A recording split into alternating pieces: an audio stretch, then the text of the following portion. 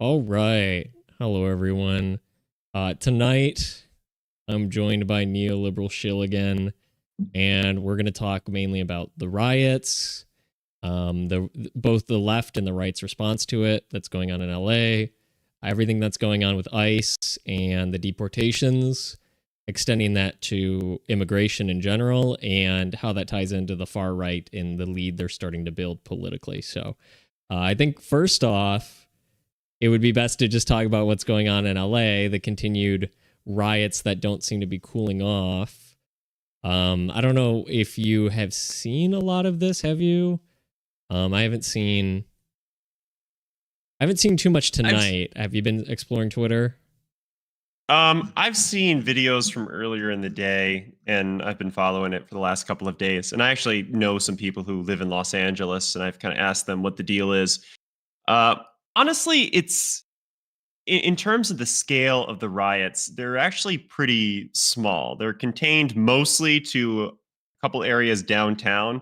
Although I think today they started to try to block the freeway running through Los Angeles, and actually at least one person got run over. I saw by a I think I saw that too by some truck.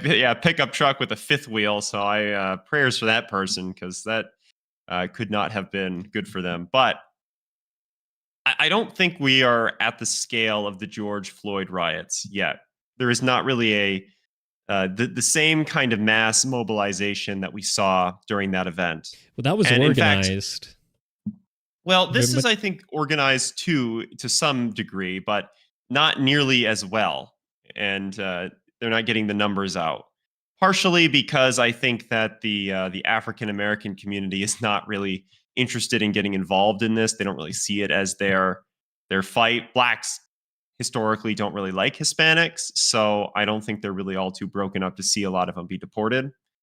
So the Democrats have had I think, a difficult time mobilizing their agitators. I haven't even seen anything from Antifa. It just seems to be mostly immigrants. There's a couple of Latino militia type groups that are, I think they're called like the Brown Berets or something, that have been passing out face shields and gas masks and stuff like that. I did see the face shields that they,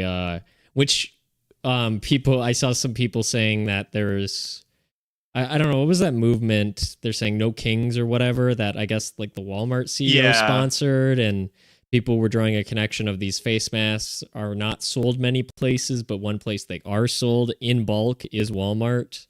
So there were some questions about whether this guy was funding this behind the scenes. That's all. Well, I think speculation, obviously, but I believe that the guy who was passing them out, they got a video of him in a Ford truck dropping him off. Seems like he's a member of the Teamsters Union. There's photos of him circulating around online. Like a high member? No, just like a lower ranking member. Yeah. But he's like a Teamsters for Democrat Union, so he's connected to the party in some way.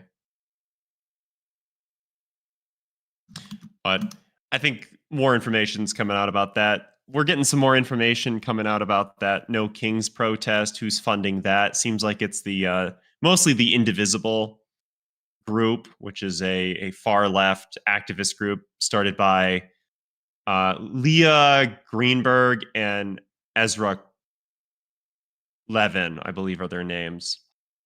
They started it back in like 2016, and they've grown. They've raked in millions of dollars in donations, and so now they're starting chapters all over the country, and they're organizing this protest. They're calling them to be nonviolent, so hopefully that is the case. But luckily, they seem really not that violent so far. I mean, there's obviously individuals, but on the whole, it doesn't seem as bad as the Floyd riots. You're right, like the BLM riots.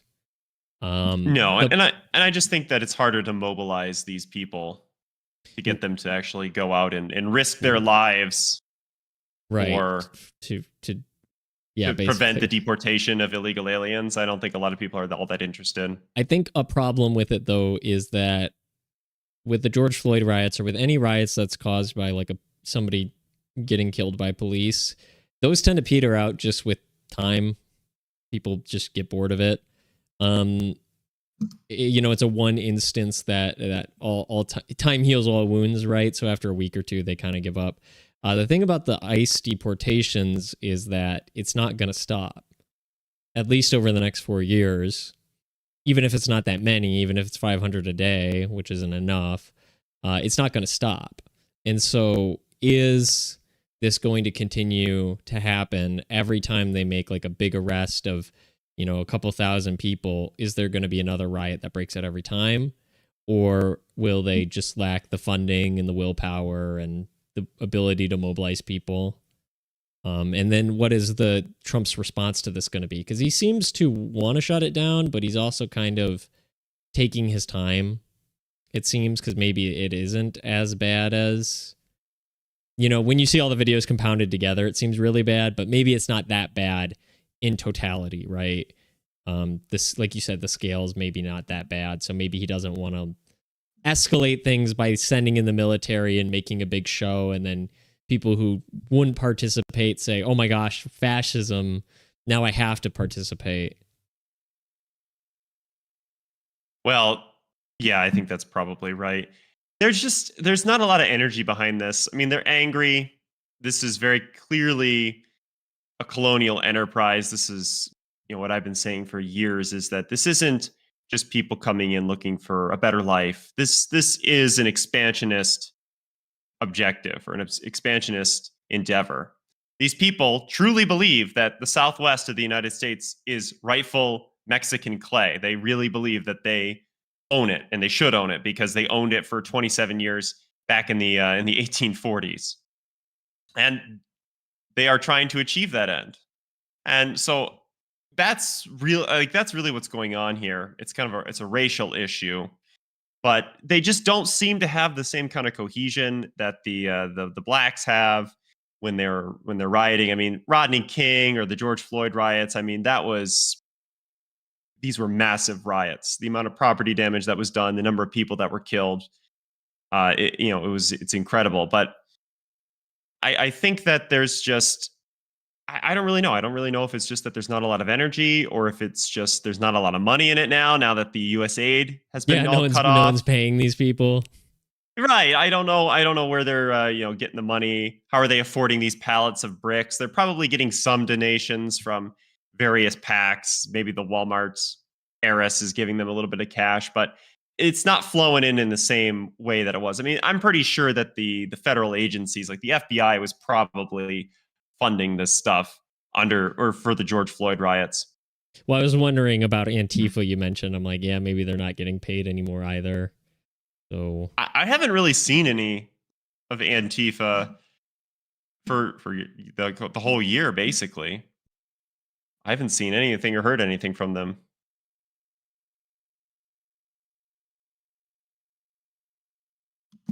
But I think what's more interesting is the backlash from these riots. So even though they're small scale, they're not really doing that much damage. I think it's just what it represents, and people have finally had enough of it. With the pervasiveness of social media after COVID, everybody's online all the time. Everyone's terminally online. And as the dissident right has become a larger and larger share of the political discourse, seeing these people wave Mexican flags while they burn Waymos. Yeah, it does a lot more harm than good, doesn't it? Yeah, seeing these people who are barely speaking English threatening to rape and murder the mothers of ICE agents, then you start to kind of recognize what's going on here, that this is not just poor people looking for a better life. This is a colonial enterprise.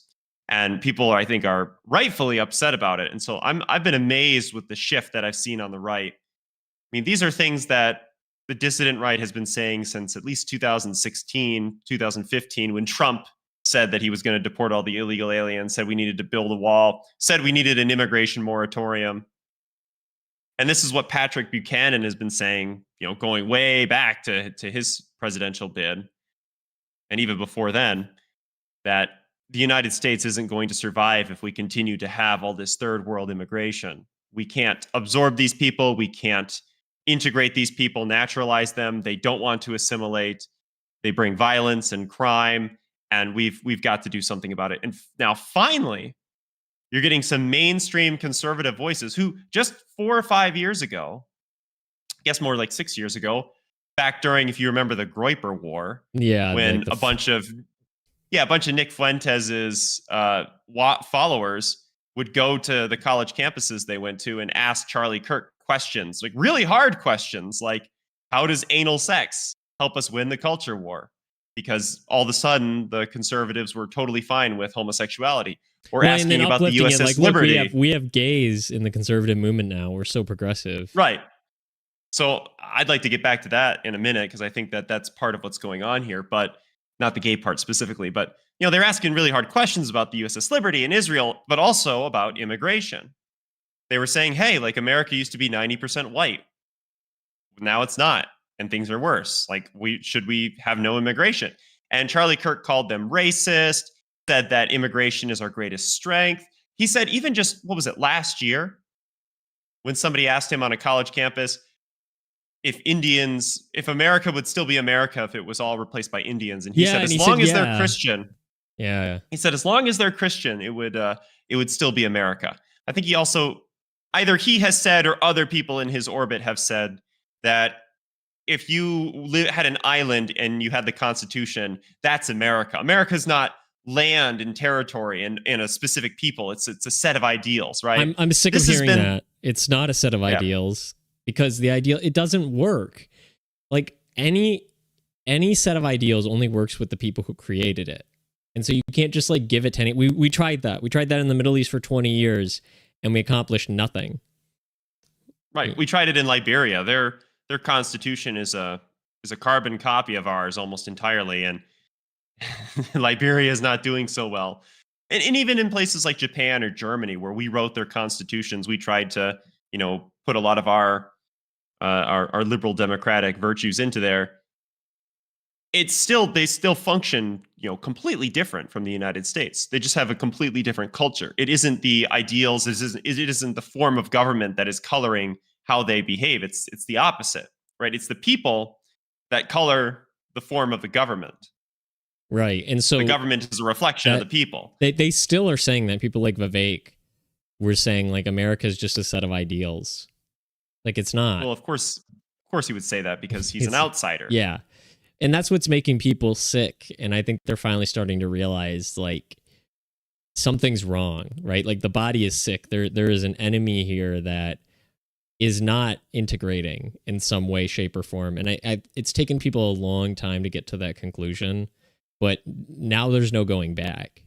And every time you see one of these things where there's some Mexican waving a Mexican flag, standing on top of a burning car, your immuno response kicks in, and you're like, something is wrong here. This is not America. This is not what this place is supposed to be like.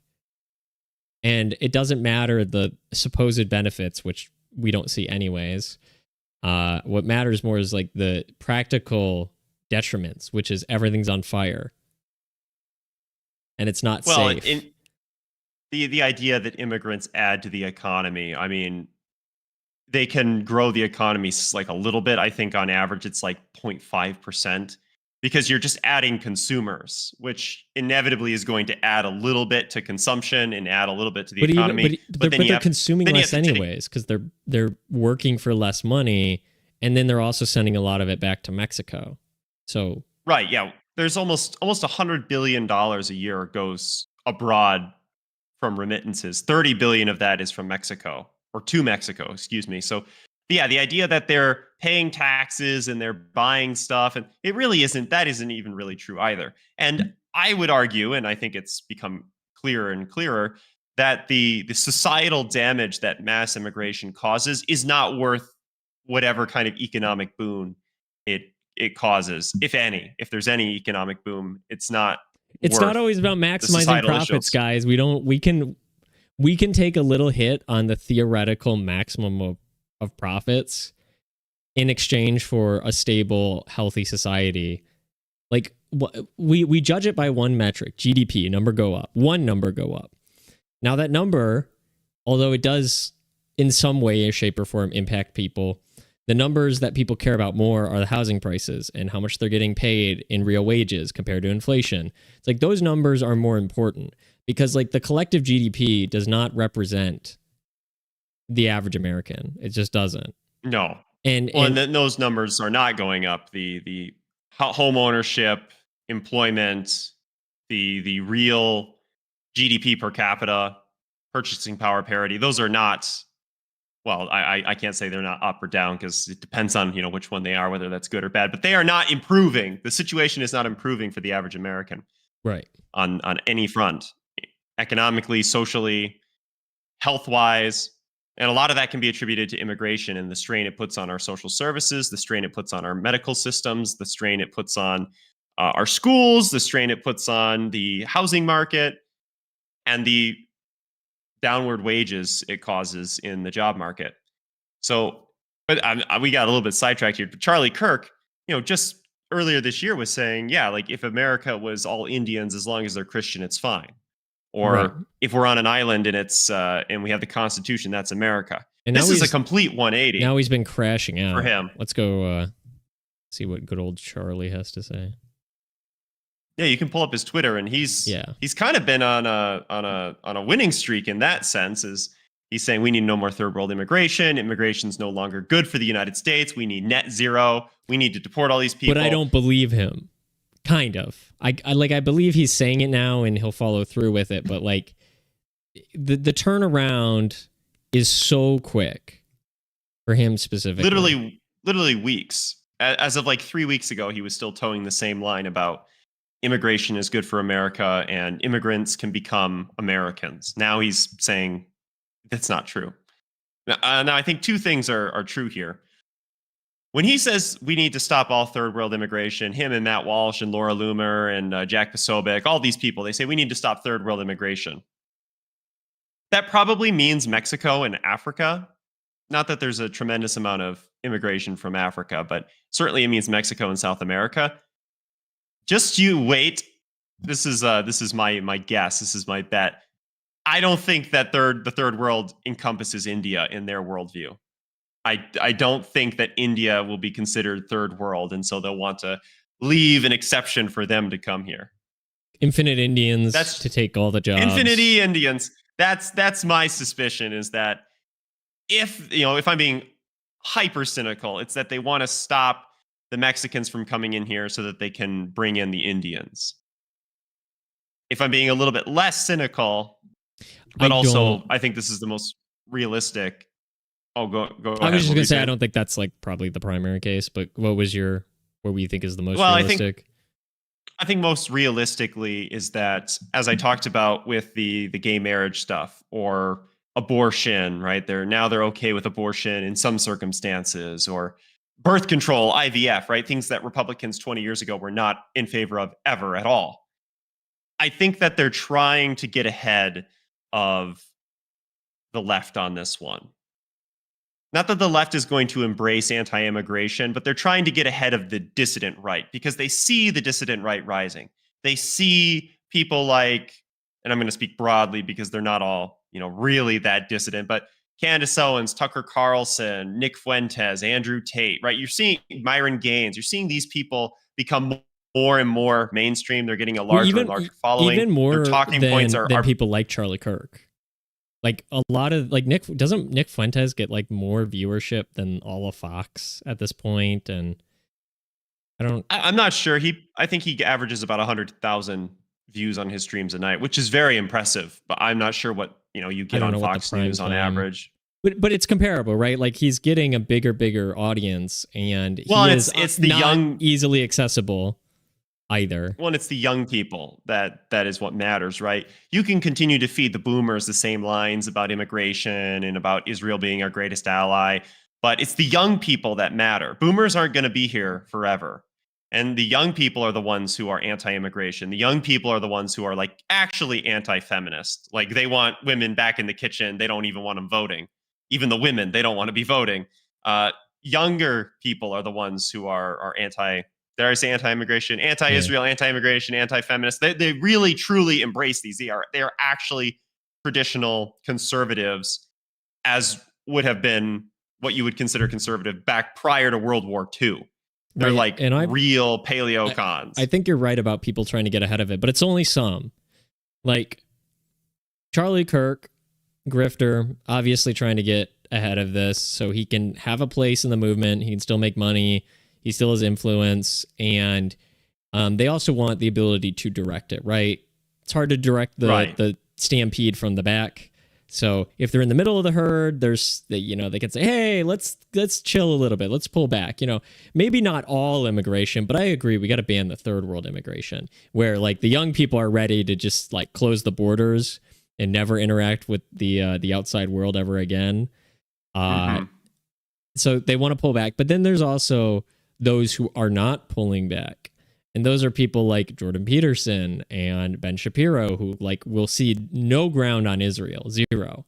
At least Charlie Kirk and Matt Walsh cede. Like I think Matt Walsh is more genuine than Charlie Kirk, but I think even those like middle of the road ones are willing to cede ground on a lot of these things, and people like Ben Shapiro won't. He seems to not get the Con Inc. memo. He's not pulling back on it. So well, Ben Shapiro is a Jewish supremacist, and he's Israel first. So you're never going to get anything out of him. But Charlie Kirk and Matt Walsh, I mean, they kind of take these middle of the road positions. So like with immigration, no more third world immigration, mass deportations. What does mass deportations mean? Does it mean 10 million out and then we just kind of like forget about the rest, or does it mean every single one of the 40 million go? Well, that's kind of yet to be seen. Also. Oh, well, I was going to say a big thing with the deportations is there's a large segment of the right who say, oh, well, we'll kick them all out, but then they can apply to come back legally. No, definitely. And then it's like, okay, so are we just going to switch from mass illegal immigration to mass legal immigration? And I think there's a large portion of the right that, like Charlie Kirk, who would probably say, no more illegal immigration. We'll make them all legal citizens. We'll have them all come legally. And so it's like that's... Theoretically, they're pulling back, but that's going to create a whole host of new problems and conflicts. He's saying no legal immigration either, but we'll see exactly where does that dialectic kind of land? What's the synthesis there, right? Mm-hmm. They can say none at all, but then they can end up with like 1 million a year or 2 million a year, which is obviously way too much. But I think they're trying to redirect this. They want you to focus on immigration. They want to kind of throw us a bone so that we'll stop talking about Israel. That's really like many of their primary issue is Israel and Israeli influence over the U.S. government. Last week, it wasn't any coincidence that we were talking about this, is Palantir is kind of being tapped as the data analytics and aggregation software of choice for the federal government that's going to create a master list of Americans and it's going to track everything about them. And we'll be able to run threat assessments on them and give a percentage score on how likely they are to be violent or a dissident. And we can conduct pre-arrests, like for pre-crime. So that's all happening. And, we've talked about kind of the connections there. Alex Carr, Peter Thiel, massive Zionists working with the Israeli government, receiving money from Epstein to start up their company. And Epstein was a Mossad agent or an Israeli intelligence asset, not an agent, but an asset of the Israeli intelligence. His father-in-law, Ghislaine Maxwell's father was an Israeli spy. So all those connections, everybody's starting to put all that together and they're freaking out about Palantir. And then this happens and then they're like, we don't have to have immigration anymore, guys. Focus on that. So and I don't think it's working. I don't think it's working though. No, I don't think it's going to work at all. I think it's way too little, way too late. The young people are completely radicalized. Well, it's all together. Have lost total control. It's all connected. It's not conspiracy theories. It's conspiracy. There's one, and everything's connected. And so it's like, yeah, the Palantir, the mass immigration, the Israel question, all of this stuff is like that. The young people, even the feminism, these are not isolated incidents. Where the boomers would see it as like, oh, these are individual problems that we have to address. It's like, no, they're all connected. We saw that when Trump cut off the USDA, was the USAID thing, where like all USAID, all these organizations went away. Like the Proud Boys just like disappeared. When the Fed, when like we got a new head of the FBI, and there's all sorts of stuff that it's like all of this stuff is connected. And the young people believe that and they're radicalized. And so their attention isn't diverted because they're like, oh, this is just like one head of the Hydra that we're focusing on this week, but we haven't forgotten about the rest. Well, they're questions of sovereignty. That's, I think, the tie between all of them is that these are questions of sovereignty. Who is sovereign in the United States? Who's supposed to be sovereign? It's supposed to be the people. Okay, well, who are the people, right? Are the people the descendants of the Anglo inhabitants who codified the laws and enshrined liberty and justice as our guiding principles, and as well as Christianity, obviously? Are those the people? Along with the other European immigrants who came later, but also contributed enormously to the creation of this nation, the Irish and the Polish becoming farmers in the Midwest, the Germans building many of the cities. You know, are those the people, or are they the people who just came here 2 years ago, legally or illegally, don't speak the language, don't name their kids like an anglicized name, try to hold on to their culture, wave foreign flags?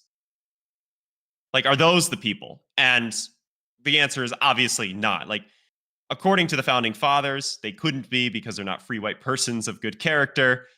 But also, just from a practical standpoint, when we're looking historically at what political philosophers said about how to run a country, how to manage immigration, you know, St. Thomas Aquinas, I think he nails it on the head. He says that if you allow immigrants into your country, which you may be obligated to do in certain circumstances, so long as they're not going to be harmful to the body politic. If there is, you know, a war or something that they're fleeing, right? You may be obligated to care for them, but then of course the idea is always for them to go home. That's a refugee, not really an immigrant. But maybe there's some instances where immigration's good. Whatever the case, he says you should not allow them to have political power until the third generation, because they're not really acclimated to the common good, and they can't be in less than 3 generations.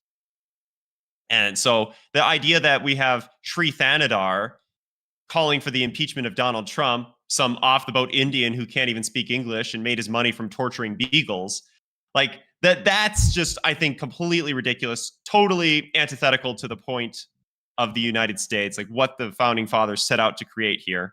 An outpost of civilization, of Anglo civilization on the frontier. Right. And so if we recognize that those are the people, if those are the people, then it's their needs that need to be met, not anybody else's, not Mexicans, not Israelis. It's the people whose needs need to be met in the United States. And so that's kind of the unifying principle to this, is it's about sovereignty. And so you can't acquiesce on one point but not on another, because they're all interconnected, like you said, because they're all questions of our sovereignty and of the fate of our nation. Well, identity too. Like, what's our identity? What's our vision for the future? Where do we want to go? Because like conservatives don't have a vision for the future other than like, let's get back to 1950 was like the Republican vision of the future since 1950. So like they cannot conceive of like where we should go. Because things have only gotten worse and they've only like tried harder and harder to get back to that point. It's like, hey, what happened then led to now.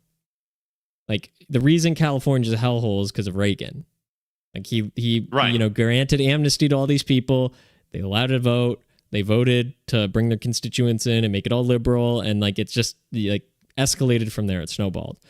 And so we're not going back to 1950. It's not going to happen. And so we need a new vision of what we want America to look like versus like, let's try desperately to hold on to what we have and maybe live with things that we all know are terrible, like the crime and the cost of housing and all these things. So instead, the young conservatives at least offer some semblance of a vision, like the far right people, which is we want an identity, we want a nation, we want to actually have patriotism. And then so the grifters can't compete, because trying to hold on to something that is failing will never beat creating something that has the possibility of working. Because people care a lot more about hope than, you know, trying to desperately cling on to something that they know is going to fall apart. Well, I mean, there's no answer to the problems we're facing within liberalism, because liberalism is what got us here. Right, you can't vote your way out of a lot of these things.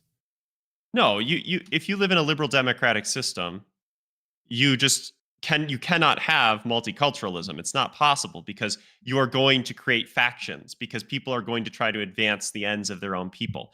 They're not going to be unless you force them to, through great effort and coercion, to integrate. They're not going to do that. They're going to hold on to their ethnic identity. They're going to hold on to their national identity, and they're going to try to become a fifth column in your country.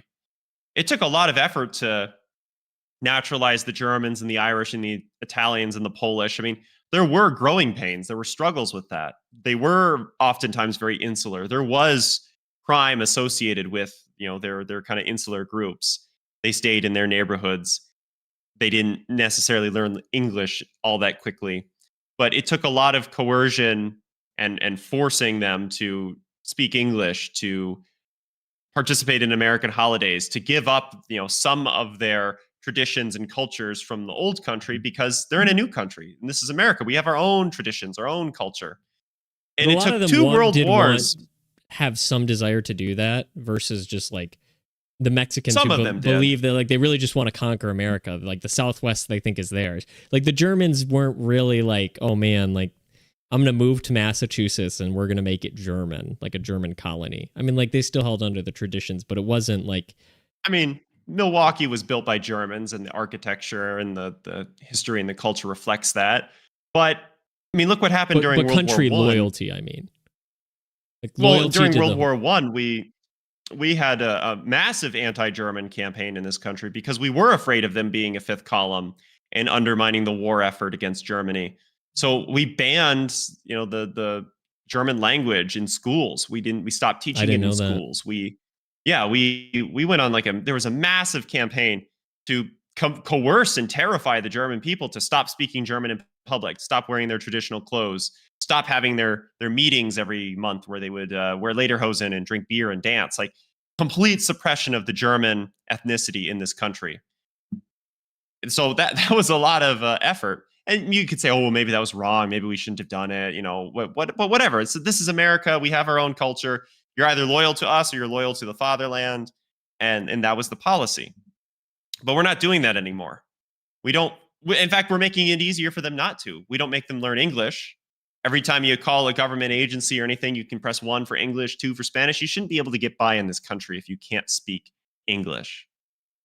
Because language is just so central to unity. If you can't understand each other, if you can't communicate, then there is zero hope. There's no hope for you to have any kind of unifying principle, and you're going to have conflict. That is just inevitable. So we are becoming more mainstream. These talking points, these topics are becoming more mainstream. Like I said, the only person who was really talking about this, not the only person, but certainly the most mainstream person, was Pat Buchanan, and he was run out of the Republican Party with pitchforks when he ran for president, when he wrote his books articulating these arguments. And now all of a sudden you see his clips all over the internet. People are starting to kind of reawaken and re-recognize this. So it's inevitable. This is a movement that they can't shut down at this point, I don't think. Even with Palantir or anything like that, they're not going to be able to stop it. No, because I think the voting bloc is too strong already. I think Trump's going to shore up the voting with at least kicking the illegals off and all the dead people and whatever. Eliminate risk of cheating. That's going to be helpful because I already think they have the biggest base so far, like the right. The left is not backing down on any of these issues. They're like openly defending the riots or just lying, just saying they're like totally peaceful, no bricks, no fire. That's all made up. And it's like, okay, you can say that that's not everybody, but you can't say it's made up when everybody can go and see videos of it. Right. I mean, I saw videos of somebody shooting. Till they use AI as an excuse for everything. That's AI. I mean, they're already, they're already doing it. Somebody made an AI photo of the National Guard in some building, all sleeping on the floor, and then Gavin Newsom reposted it, and it's like, you sent your troops here, now they're sleeping on the floor. First off, like that's what people in the military do. You ask anybody that's been in the military, you get paid to sleep on the floor. You get paid to sleep on the floor. If you're in a building, that's like luxury living. very often because sometimes you're That's just true. like out in the dirt outside. So it's it's funny when they're like, oh, they force these poor troops to sleep on the floor. It's like Immigrants get that's what they do. 4-star hotels and our troops are sleeping on the floor. Right. You sent him here with no food, no water, and it's like that's just wasn't true. People are just going to believe what they want, I think, at this point, which is like fine. There's really nothing you can do about that. But I still think the at least the conservative moderates have the bigger base. They'll vote for a reasonably conservative, even if they're like more conservative than JD Vance, him or somebody more conservative. I think that person will still win versus like, who can they possibly throw up? Like, are they going to throw up Gavin Newsom or, Whitmer, the liberals, Buttigieg? Like, none of them are willing to walk back any of these policies to like even like a reasonable degree. They've proven they don't have any intention of solving any of these problems besides just saying like what they want to do, where they're like, oh, well, we just want to build more houses. It's like, okay, but how are you going to do that? And why haven't you done that? And I think the average person is asking way more questions and is way more well-informed than they want to give the dumb, what they think the dumb, ignorant masses, they don't want to give them enough credit, right? They think people are still like totally zombies and they're paying attention. They're actually like forming conclusions. And when somebody just flat out lies to them, they're not falling for it anymore. And so that the Democrats aren't walking that back. I don't think they know how to deal with it. None of them have been prepped to deal with it because all of these people's careers, that's really the downfall, is when you get in a bunch of yes men, they have no idea what they're doing. And every reporter who's a Democrat, every politician, they get the memos. You've seen the videos of them all saying the same thing, right? They like literally get a memo. When they're forced to function on their own or make a decision of which side of the party do I go with? Do I lean more moderate? Do I go far left? The ball is in the court of the far leftists. And so they're not prepared to answer these questions on their own. None of them have the media training. If you look at the Democrat lineup for the 2028 primary, none of them, except for funny enough, Newsom, who has the worst chance of winning, none of them have the ability to answer questions that average people will ask in like a town hall. Well, because they benefit from the chaos. I mean, they want the mass immigration because they want the voting base. That's been their We just plan promise for free stuff. decades. It's easy. Right, but so they can't allow mass deportations, but that's something on the mind of every American. More Americans, I think 60 or 65% of Americans want mass deportations. Well, how do you argue with that? We live in a democracy. We're a yeah, go ahead. And because it's having such a negative effect on everybody's lives, it's no longer just like, it's not an issue in the abstract anymore. It's very real. The consequences are very real. Oftentimes they're very deadly. People are becoming touched by illegal immigration. They're being robbed, they're being shot, they're being killed, they're being raped. They're seeing their community go from quiet and nice and prosperous and safe to being violent and dirty and run down. And it's like, well, who's responsible for that, right? It wasn't like this 20 years ago. It wasn't like this 50 years ago. There's multiple variables, I guess, but there's really one common denominator, one major variable. It's all the illegal immigration, or immigration, period. Legal and illegal. It's all the newcomers, right? I was going to sleepy little towns weren't like this. A point that I think people are finally accepting is they always say we're a democracy. And what that means is we are a majority rule country. We do not act like a majority rule country. We always, always, always placate to the minority. And we have to say enough. No, we're a majority country of Christians. And we're going to have Christianity. We're going to have the Bible and prayer in school because that's what the majority wants. We're going to have mass deportations because that's what the majority wants. We're going to end all immigration because that's what the majority wants. And just we because didn't vote on any of this. Yeah, none of this has been voted on. And so just when there's like 1% of the population that wants something, we always placate to that 1%. Like I remember even, I think it was Alabama, where the governor was like, yeah, we're going to put prayer back in school because it was like 70% of Alabamans are, Christian of some sort. He's like, we're a majority rule country. This is what the majority of people want. So we're going to do it.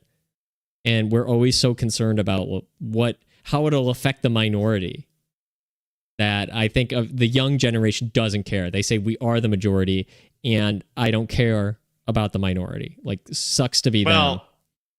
Not for long. And I think that's why people are starting to wake up to this.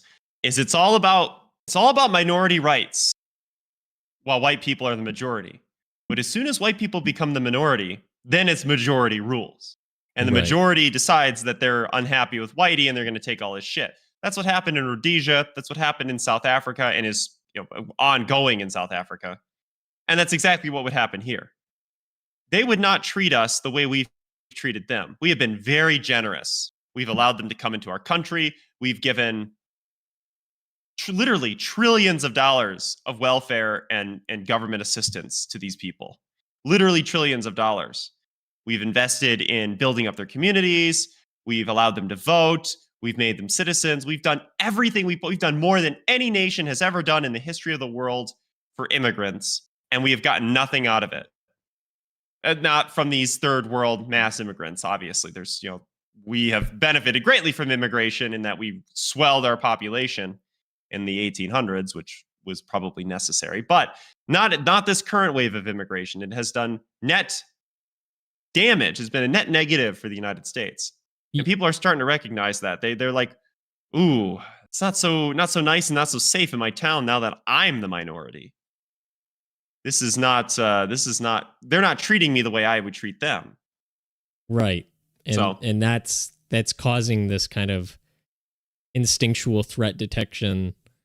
The blood memory is coming out and people are starting to say, I'm starting to be afraid of becoming a minority, which we're very close to. A lot of places they are. Look at LA. If I said there's going to be a riot tomorrow in America, where would you name? Chicago, New York, LA, right? The most diverse places. And I think people know that. They've known that logically for a long time, but now they're really starting to like visualize it, where they're like, oh, this is like what happens when you're like a minority white area. Like they force you to, everybody's got to have everything in Spanish, or you've got to placate to them. If you upset them, they burn down the city. They want to bring their constituents in. And people are really starting to get afraid because, yeah, for a long time, they were just like, oh, the boomers are like, oh, it just happens in cities. Like, cities are just dangerous, right? You just go down the wrong alley and you get murdered. But that's, part of the charm.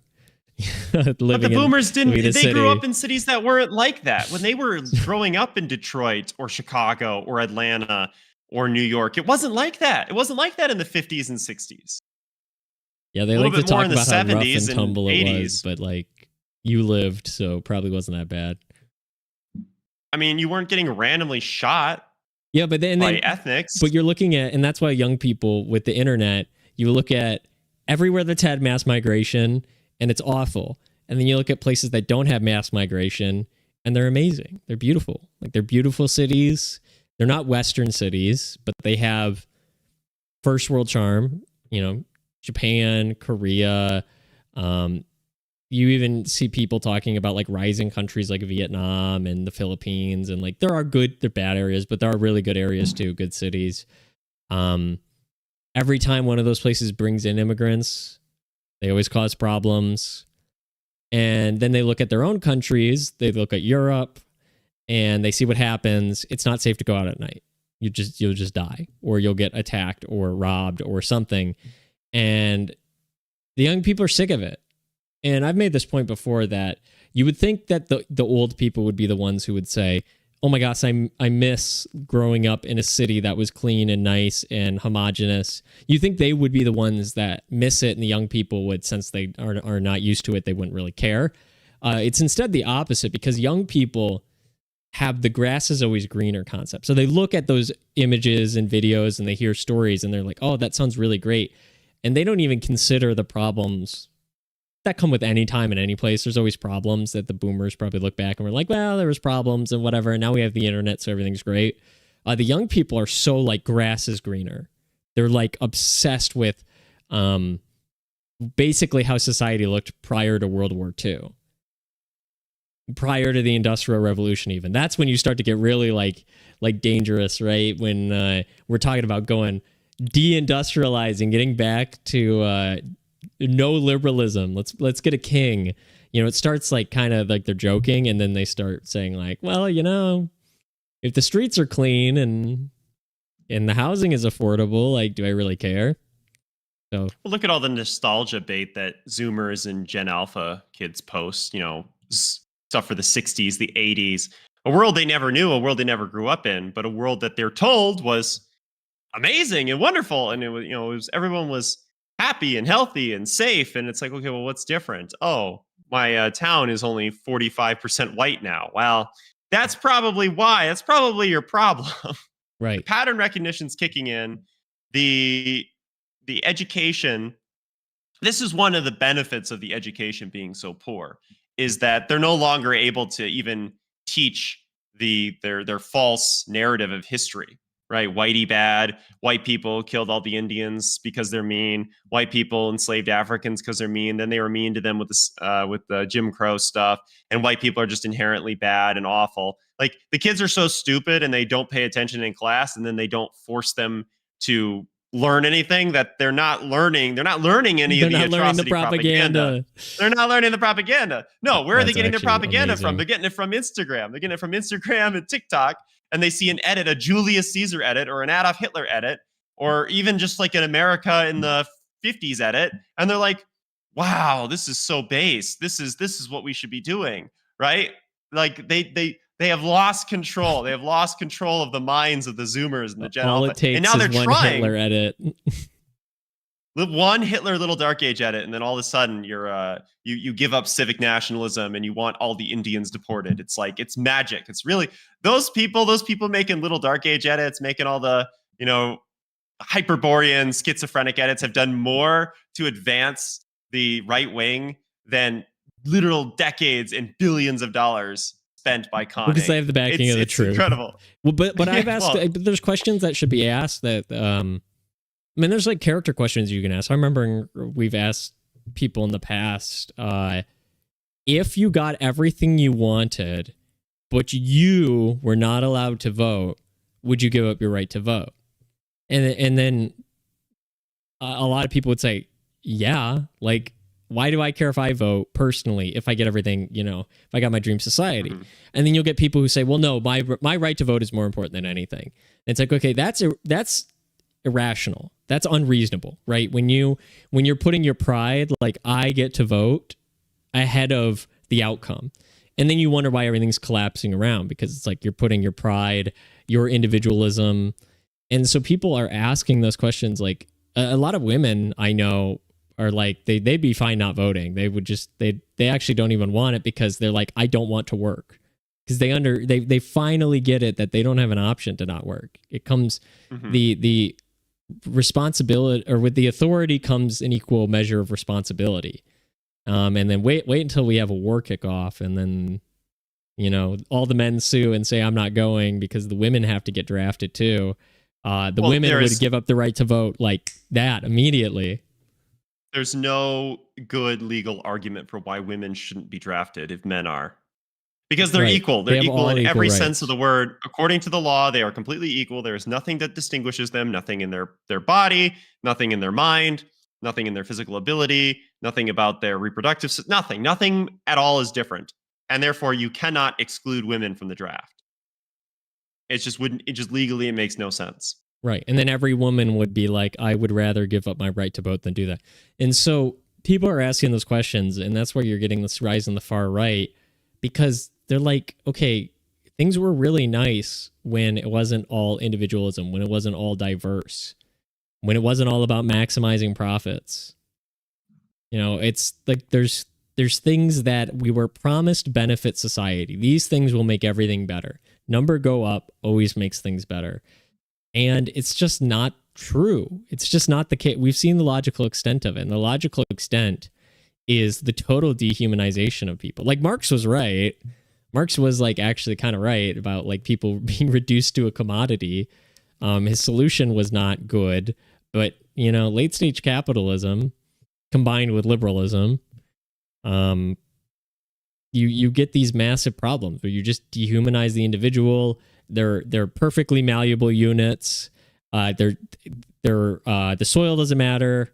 Like where they're from doesn't matter. Their ethnicity doesn't matter. Their religion doesn't matter. Everybody's irreplaceable. Or no, everybody's replaceable.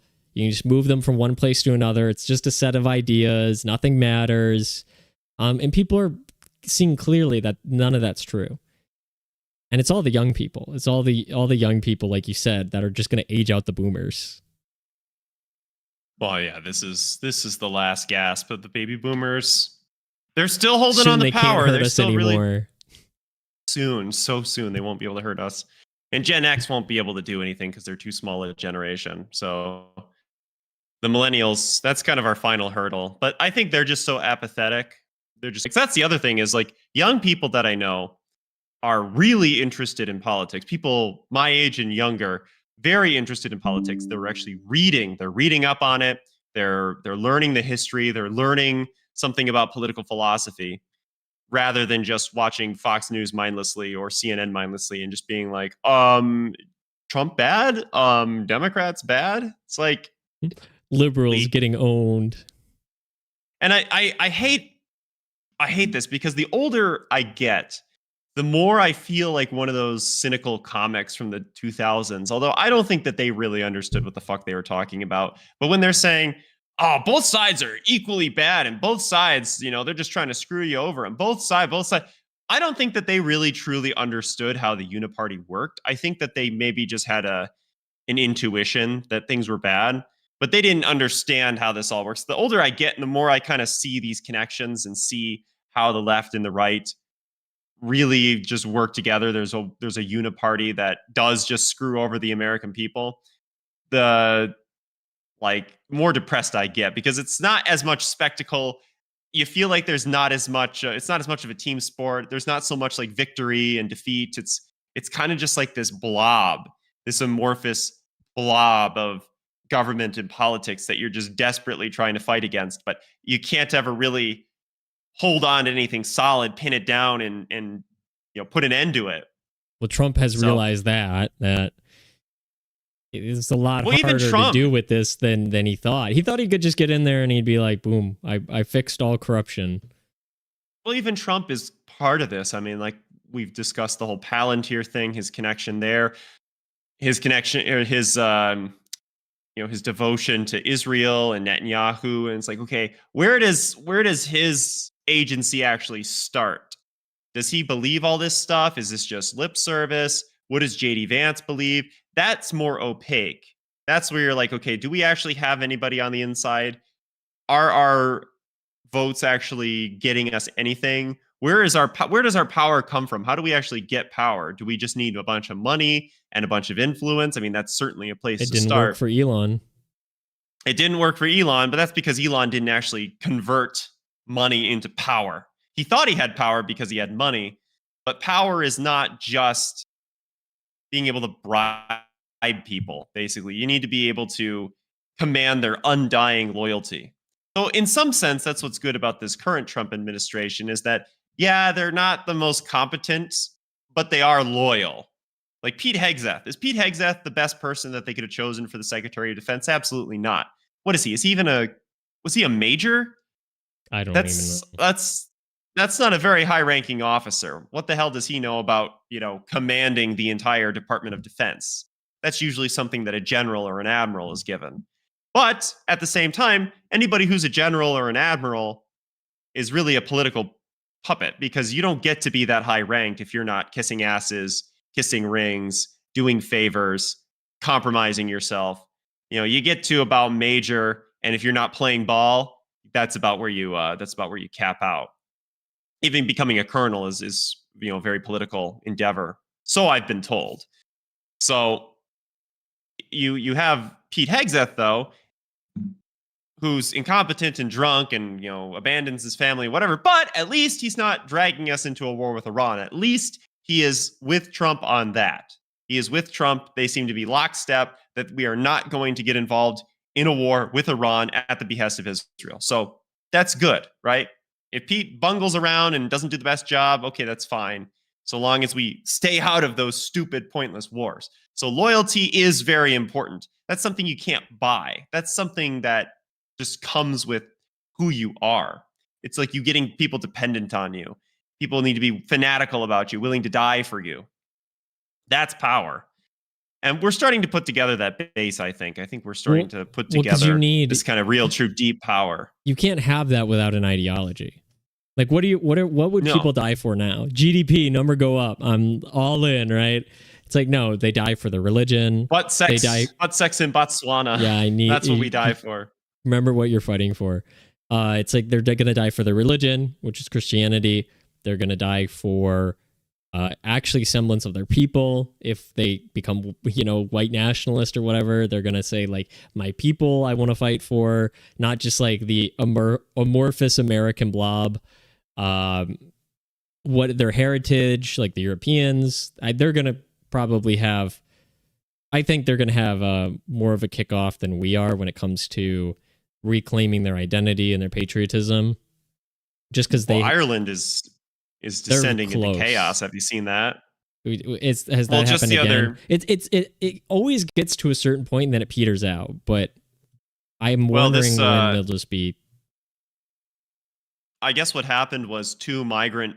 They say boys. I don't know what that means. I don't know if that means 16, 17, or 27-year-olds. When the media spins it, but apparently two migrant boys raped an Irish girl, and so a mob formed and burned down their houses. And then now there's riots and protests. And then, of course, the police are like, these guys are all racist thugs, and we're going to put a stop to this, which, of course, pisses the people off because they're like, hey, these migrants are raping all the little kids, and you're not doing anything about it. And then you blame us for when we retaliate. So Ireland's, I think, gonna kick off here. They've got that rebellious spirit. And they were bombing people like 30 years ago. I have said on multiple occasions, when it happens, it's going to happen everywhere all at once. Mm-hmm. Now, like, in practical terms, that means over the next couple months to years. But, like, you're talking about within a decade, every single migrant in all of Europe is somewhere else. Whether they just take them all and they just drop them in Africa and say, good luck. It's like, but I'm from Pakistan. It's like, okay, well, have fun in Africa. Well, now you're from Algeria. Have fun. I think that's what's going to happen. Is I think they're going to flip out at some point. But it's got to be an event that, it's big enough. I mean, remember that one where the migrants stabbed those 3 little girls to death. That was in England. Yeah, and it's like they don't quite take it to the point where they do anything about it. I mean, now you have like Keir Starmer, who is like, obviously evil, saying like, oh, well, we got to walk back on the migration and it's not serving the British people anymore. And it's like, okay, but like too little too late. I mean, it might like actually be unironically over for England, but. Like, 1 in 4 English schools have no English students. Yeah, that's insane. So, but it's like, what do you do? Like, you're walking back the immigration. Like, so they're forced to do these things. But I don't think people are going to be happy with it because the problems won't stop. It doesn't matter if they're 25% of the population or 5%. They still commit crimes. They still murder and rape. They still are not Christian. They're still not Irish. It's like that's the reality. And so I think that no matter how much they try to walk it back, I think the people have just said enough. But like, yeah, when you're talking about like physically burning down someone's house, like targeted retaliation against the offenders, that is, I think, a step up from just, the non-peaceful protesting, the general throwing bricks at cop cars and whatever that they were doing, setting stuff on fire, Irish people things. I think the target, like, does that make sense? Do you agree with me that like when you target those individuals and their specific communities afterwards versus just shouting your grievances to the wind, I think that indicates a more cohesive unit of the, you know, agitators, and then also like a more condensed target of the ire of like these people, this group is the problem, you know? Do you know what I mean? Do you kind of, what do you have to think about that? No, I think that that's probably true. I think that the Irish people specifically, because Ireland has no reason to be involved in any of this, right? We can discuss for hours the responsibility of America or Europe to take in refugees or immigrants because of our colonial histories or our empires or our wrongdoings or whatever, slavery, whatnot. We're a country of immigrants, whatever. Ireland has done literally nothing wrong to anybody ever. They've never conquered anybody. They've been subjugated for 500 years by the British. They've literally done nothing wrong. Yeah, they can't. And then they waged it. Can't And they blame waged an almost a 100-year campaign to liberate themselves from Britain. We just They were bombing people. They were fighting. You know, they were getting involved in insurrections. They were killing people. They were going crazy. Then they get their independence, and then they just start importing immigrants. It's like, what? What the hell are you doing? Like, you were bombing people to get rid of foreign influence in your country. Now you're just mass importing immigrants. And I think that Ireland specifically, and England as well, we talk about, you know, what's the purpose of politics? The purpose of politics is to really create the good life, right? I mean, it's to help allocate resources. It's a mechanism. But it's a mechanism, right? You want your people to live as good of lives as they possibly can. And if you've got a Christian tilt to it, you want them to be able to get to heaven as easily as they can. So that means making it easy for them to find spouses, find good employment, raise lots of children, you know, go to mass, worship in the way that they're supposed to worship. That's kind of the purpose of politics. It's the purpose of the government. Ireland and England and, you know, many of those Western European countries, but I'd say especially Ireland and England. Can you think of a more perfect life than living in like an Irish country village? Is there a more peaceful and placid and beatific life that can be lived on this planet at any time in history than living in a sleepy little Irish town? Maybe it won't be as exciting and hustle and bustle of the big city, but it's quiet, it's safe. You know your neighbors and your friends intimately. You work doing something with your hands, presumably. You know, you're farming, or you're a roofer, or you're a contractor of some sort. And you go to the pub with your buddies, and your wives are all friends. It's like, that is the purpose of politics. This is what political philosophers have been trying to attain for centuries. That's the kind of life that they're trying to build through all of their different political systems. And you already had it. You already had it. You had everything. And then you fumbled. You fumbled. You had everything. It was perfect. It was perfect down to the last minute detail. And then you imported, you know, millions of people from Africa. And then now they've destroyed the country. They're destroying these small towns. They dump all these refugees on a little town that's got 600 people. They dump 4,000 refugees there. And then they just rape and murder everybody. Right. Destroy the town. And it's tragic. It's so sad. People who have lived in these homes for generations. So that's Britain's problem. England, that's Ireland's problem. And I think we have a similar problem here. They're going to be more reactive than we are initially. Yes. We had somebody asking if we had seen what's going down in California, which yes, but I don't think there's anything new tonight. 8 p.m. curfew just came in half hour ago in LA, so we'll see. I did see that Newsom was imposing that. It's not dark yet, so we'll see if things escalate. But yeah, I mean, Ireland has that rebellious spirit. I mean, the government's not walking it back either, and so it's like, at what point? What do you think is the point of no return? Like, what do you think is the point that forces the Irish people to really just kick them all out?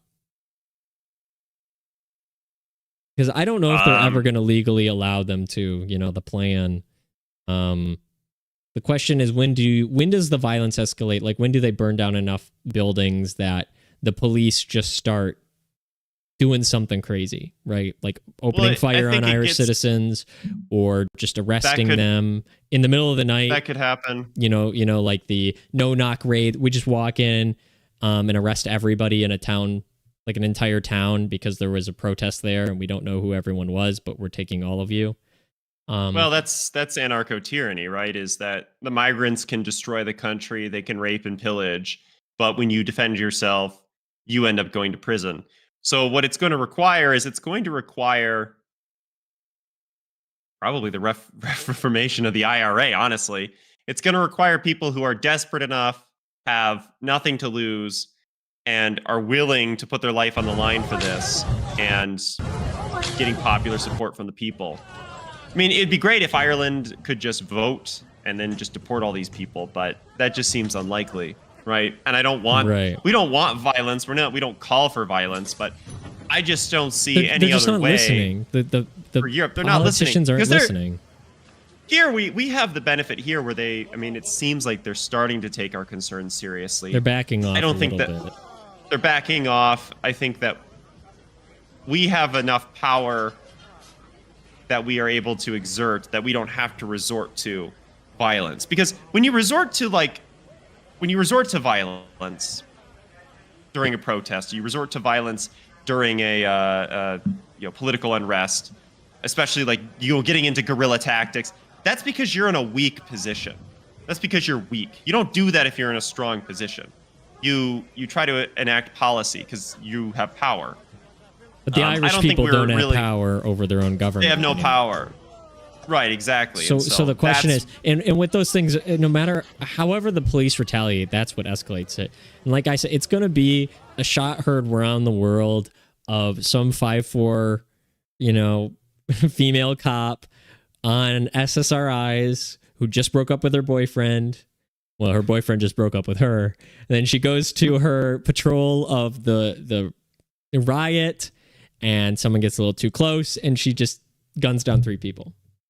And then the Irish police, the government's lost their mind. The police are killing us now. We have no choice but to, escalate things. Like they're just hunting us like dogs, They love the immigrants. They hate us. You're like one incident like that away from these things spiraling into, like, unironically, some sort of revolution against the government. In any of these countries. They don't have the kind of guns that we do. They could raid the police stations and try to get them. Yeah, but you don't think China or Russia is going to come over and be like, we support the historic Irish? Well, that's what happened during. That's what happened with Easter us. Rising. Well, that's what happened with us. But that's what happened with the Easter Rising, and that was why we do owe France. Well, and they weren't able to succeed at that time in overthrowing the British government because the shipment of rifles, I think about 10,000 rifles were being shipped from Germany to Ireland. This was during World War I. Germany was trying to destabilize Britain, and so they wanted to cause a rebellion and insurrection in Ireland and force them to pay attention to that instead of paying attention to the war. So they had a shipment of 10,000 rifles that were supposed to make it to Ireland, and then they were going to be distributed for the Easter Rising. Something happened. I don't remember how exactly. The ship was intercepted by the British Navy, and I don't know I think it was like they made it to shore, but they were like run aground or something, and then a night watchman found them, and it was kind of all incidental that they were found, but that put an end to the Easter Rising because they still went through with it, but they didn't have the weapons. They didn't have the mass amount of weapons to. But now people can manufacture, even the 3D printed guns. Right.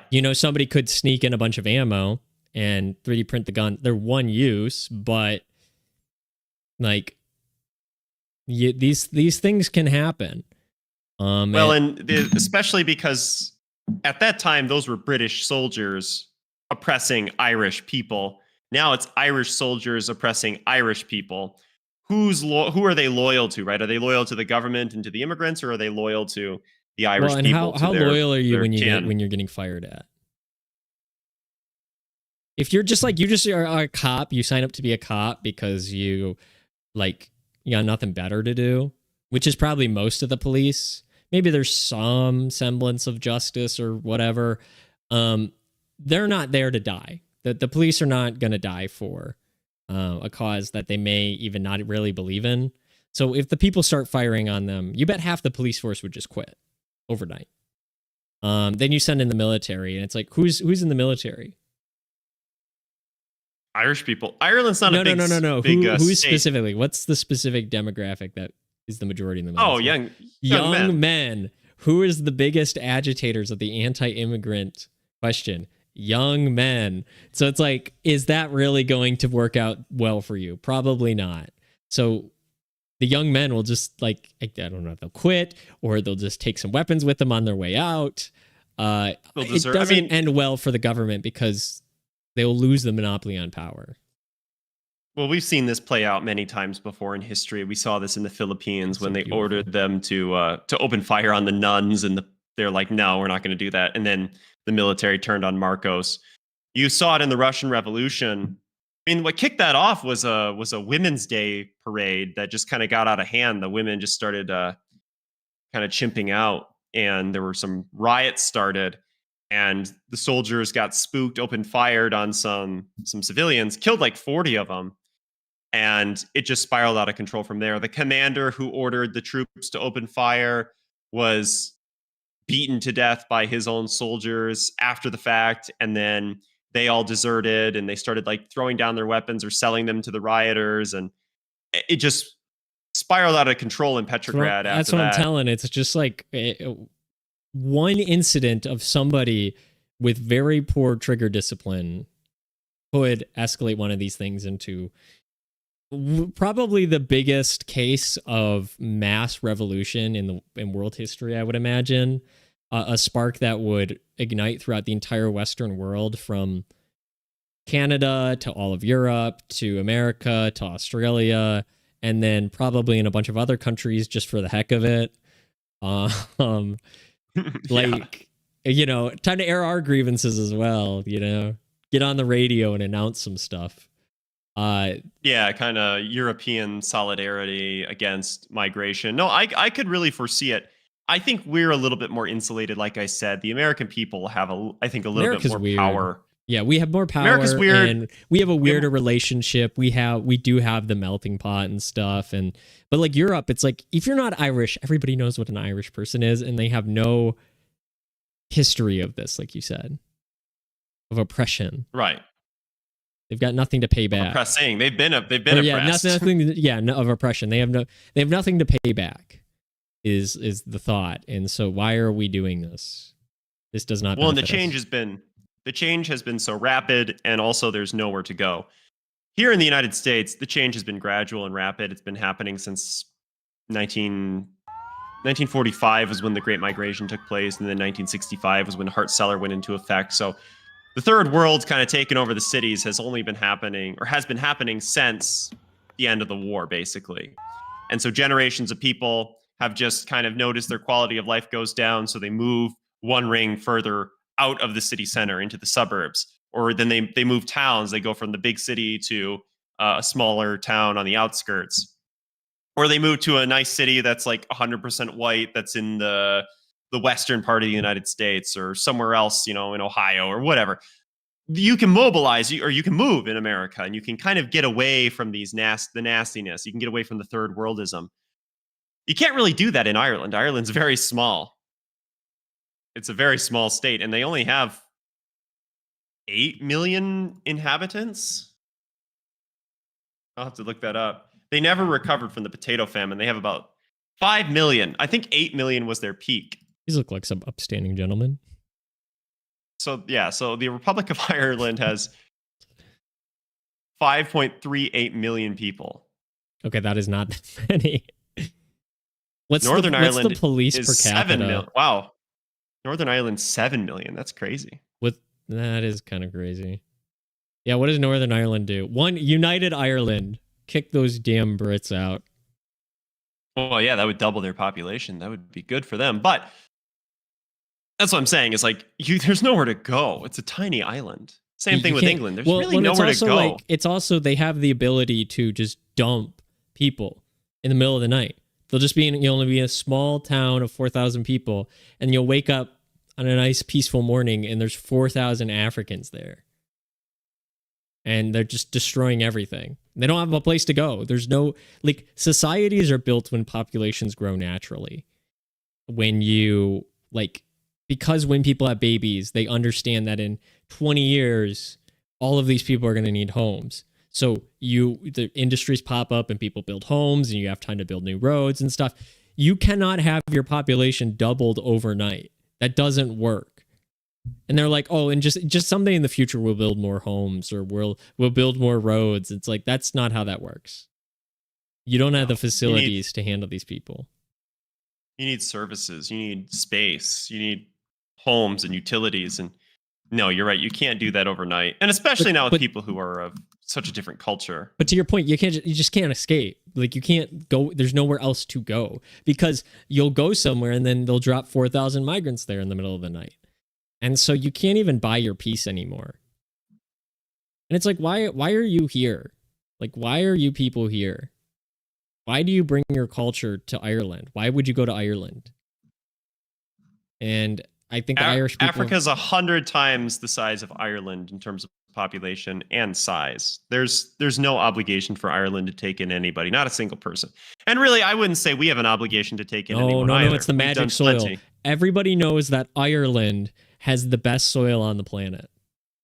History has proven nothing else, that Ireland is resourceful. Africa's a desolate desert. There's nothing there. It's the magic soil that the Europeans just got lucky with. Every European landed on the magic soil. Unfortunate. Bad luck of the draw, you know, for everyone else. So they got to get their hands on that magic dirt, you know, that Irish rocky coastline will really, really help them. It says the second day of protesting. I'm sure everybody's asleep by now in Ireland, because I think it's 6 a.m. I mean, almost 6 a.m. there, I believe. No, probably about 5 a.m. I think almost 5 a.m. I think they're I'm seeing that Chicago and Denver are having protests. New York is where I'm seeing most of these videos. Let's get back to... Anti-deportation riots have spread to Chicago. Well, it happens in every major city. Like, wow, the most diverse places have the most problems. Who would have thunk? I just see people walking down the street. I don't see... I see a lot of people be talking shit about America.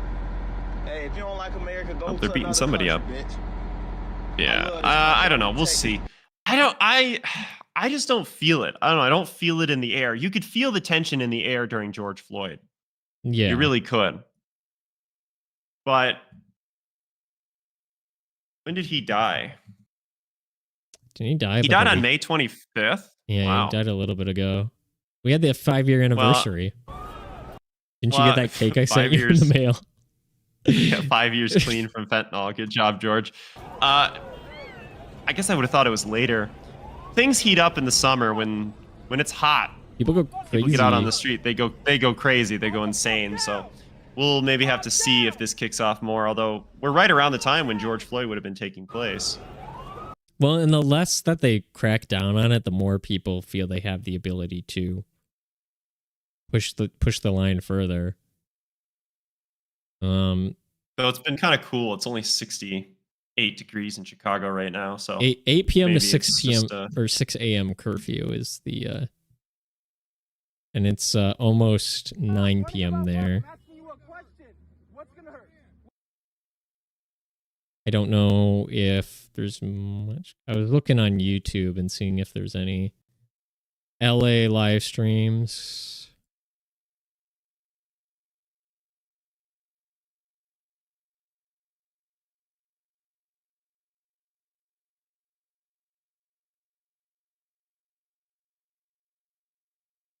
ICE protests and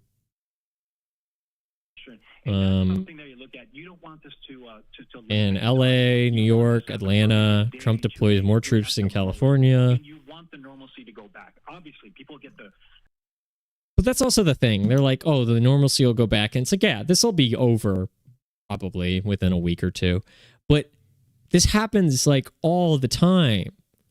All the time. And it's the same people. And this is not a historic thing. This was not happening 50 years ago, where like every single week you would have massive people burn down the city. I don't know how there's any city left. I don't know why you would ever open a business in California. Like, they keep burning them down, and somehow people are like, oh man, now's the time to invest. Like, they are creating food deserts and stuff, but I don't know. See, everybody out after curfew, you need a show for it. Just arrest everybody.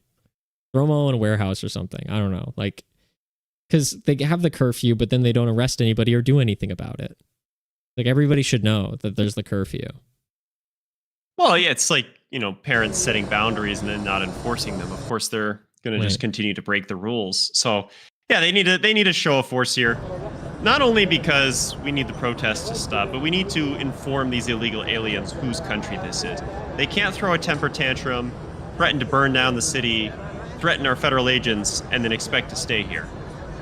This needs to accelerate the rate at which we're deporting people.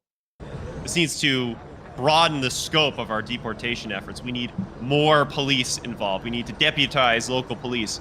We probably need the military to start participating in this. Get the National Guard in, start rounding people up, kick them over the border.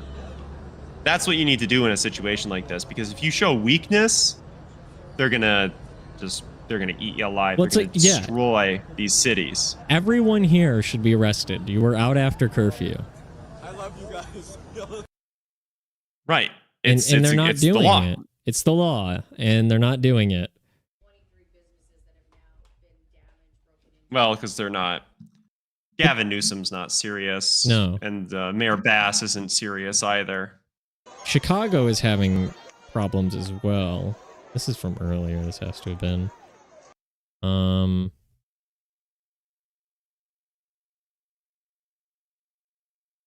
Let's see if we can look up Chicago life.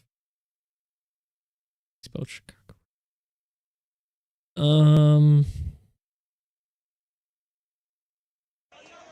How's this live? There's no way this is live because it's almost 11 there. Must not be live. I don't. It's dark. It's definitely dark. They're in like Chicago. saying it's live, but yeah, it's definitely not. I see a bunch of people in LA. They're just like kind of across the street from the cops. Nothing happening. Okay, there is. That is LA. I think in some cases, like, I'm upset about these protests and these riots, and I want to see them put down, and I want to see all these people deported. But I think that the Con Inc. is maybe trying to manufacture outrage as well, trying to compare it to the Summer of Love from 2020, so that you're okay with Palantir being deployed to track illegal aliens, which we don't need. But I don't think anyone's falling for that, because it's like, you guys said you know where they all are. And if you need to find them, you just make life unlivable. Like, you just can't, anybody who is found harboring illegals, like, you're going to get sent to prison. Just increase the laws, make it a federal thing. Declare every illegal immigrant a foreign invader, every man, woman, and child, and say, if you harbor them, you're harboring enemies of a foreign nation, like enemies from a foreign nation, boom. Federal prison. And then you go after the biggest fish you can. So you say, we're going to do this in a month or whatever. And it's like, CEO of Walmart, did you have any idea? Oh, you did have an idea that you were hiring illegals. Okay, you're going to go to prison. It's like Home Depot, the biggest offenders. It's like, yeah, just make it obvious. Go after the biggest fish, and then everybody else will fall in line. And then they'll just leave. When they can't get a job, they can't get a car. The second they commit any crime, they're immediately kicked out of the country. Like, eventually they will all leave of their own volition. Well, they'll have to. They won't have a choice. Right.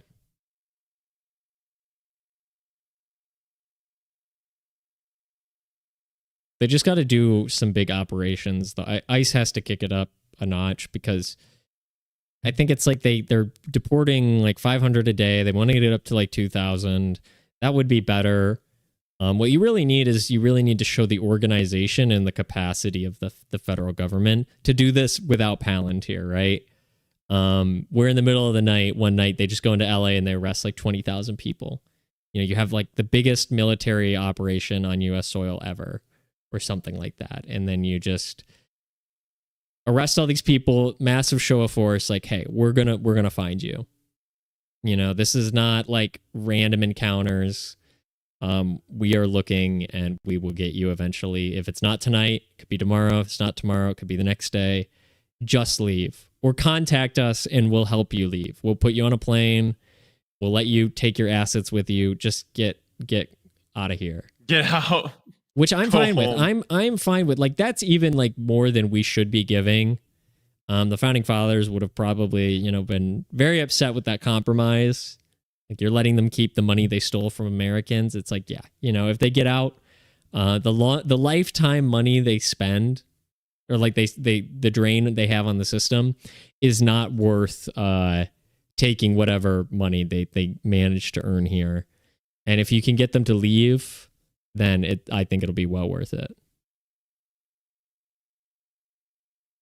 Yeah.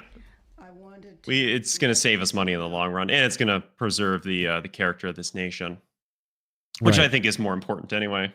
Well, we need to get back to a point where we're having stability, where we're having a high trust society.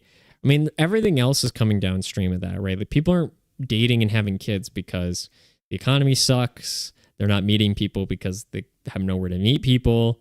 Like, most people meet people online. What's the chance that you're going to meet somebody online that's like reasonably close to you or has the capacity to really start like a meaningful relationship? Like, not that high. So all the problems that come from that in and of itself, that's all downstream of people just like not feeling safe in their communities, not knowing the people in their communities.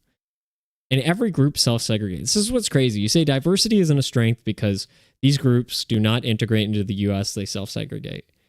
Then people would say, no, that's not true, blah, blah, blah. And then you'd say, like, well, how do you feel about black communities? Do you think they should be allowed to have like their own people elected to office and they should have their own culture and stuff? And they're like, yeah. And it's like, okay, so they self-segregate, right? And they're like, yeah, they don't want to be around white people, obviously, because whiteies are mean and racist and whatnot. And you're like, okay, so these groups always self-segregate. So why would you say that diversity is now our strength because you think that they will integrate, but you're saying that they all self-segregate?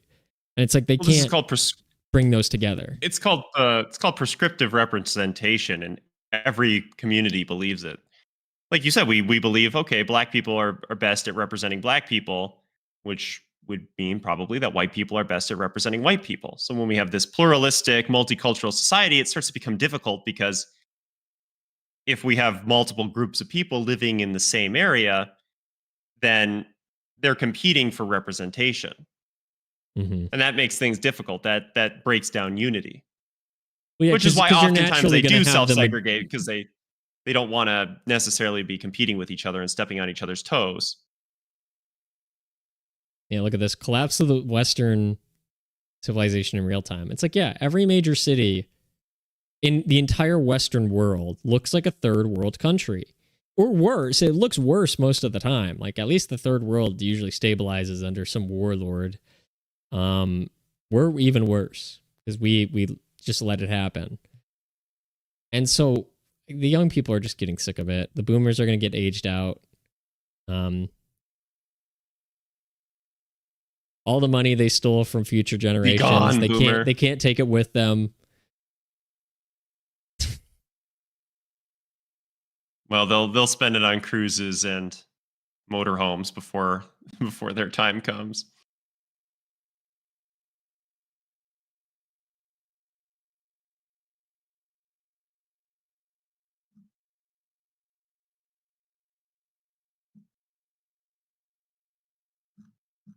LA protester No, well- speaks to the National Guard. You took an oath to the Constitution, not the fascists in the White House.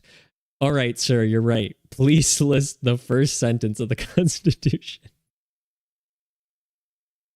Well, of course they're supposed to, uphold the law, and the law says these people have to go home because they don't belong here. So Yeah, they always say, what not really crime that did they big of a commit? They came here illegally. That's not a real crime.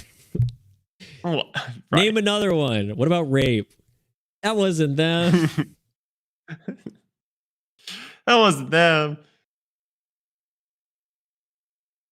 No, yeah, I mean, maybe they don't commit that. Maybe most of them don't commit crime, but they did commit a crime when they came here. So you violated the sovereignty of my nation. You violated the sanctity of my act because we can't trust you to actually participate and take care of America because you clearly show nothing but a flagrant disregard for her laws. So why would we want you here? Like, get out, go home. But I don't know. So yeah, I don't I think don't these think are going anywhere, really. I don't no, think I this don't is the think case. Ireland could, because it's also like that could go somewhere. how do the migrants respond to this like targeting of their community members? You know. Well, they're going to start forming militias, probably. Well, yeah, but then, but I'm saying, yeah, if the migrants then say, well, you burned down the home of 2 migrants just because they did a little bit of, third world behavior, Just a little bit of raping. That's our just a little culture, bit. how dare you judge our culture? So then the migrants, maybe they retaliate against the native Irish by doing something else that escalates things and you get a vicious cycle. I think that's more likely than any really massive thing happening in the US. Trump seems to just be playing it safe. I don't really know what his thoughts are, if he thinks it's just going to peter out or whatever. But I mean, politically, He sent in the National Guard, so that's something. But they haven't cracked down like they probably could have. I think. No, that's what I mean. Is like he sent in like 700 Marines, and same thing. They didn't crack down yet. So I don't know. I think politically this isn't looking very good for the Dems. I don't see how this helps them. I don't think anybody looks at the riots and is like, I was very pro, illegal or very pro like kicking out all the immigrants, but then I saw all the Mexicans burning the cars down, and I thought, you know what? That's what America's all about, baby. Like, I don't think this is doing the Dems any favors. Maybe this will hurt them in the midterms, probably marginally. Republicans always like to say like everything's gonna to ruin the Dems' chance in the midterms. This probably will sway 2-3% of people, maybe, if even that many. But I don't know. What do you think? Do you think this is like, does this do anything to the Dems? Does this really hurt them that much? Does anybody really care?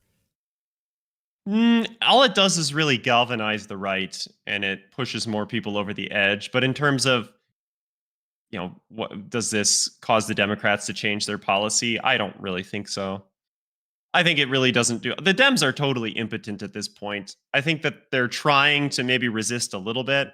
They're having these protests and these marches, but I think that anybody who's in power in the Democrats realizes that their goose is pretty much cooked for the next couple of cycles, probably. They're not, I mean, they might win in the midterms. We'll see. Just because voter turnout is been actually, for some reason, it's kind of flipped. It's been pretty low for Republicans the last couple of times, when historically Republicans always did very well in the midterms. So we'll have to see if that actually changes anything. But in terms of being that comes president, down to the campaigns, like the get out and vote campaigns, unironically. Yeah, the Dems have a pretty good ground game, and they're able to galvanize and mobilize their people better than the Republicans ever have been. Although the Republicans are getting better. They did a better job in 2024 than they had in 2020 or 2016. So we'll see. I don't think that this doesn't really probably hurt the Democrats all that much.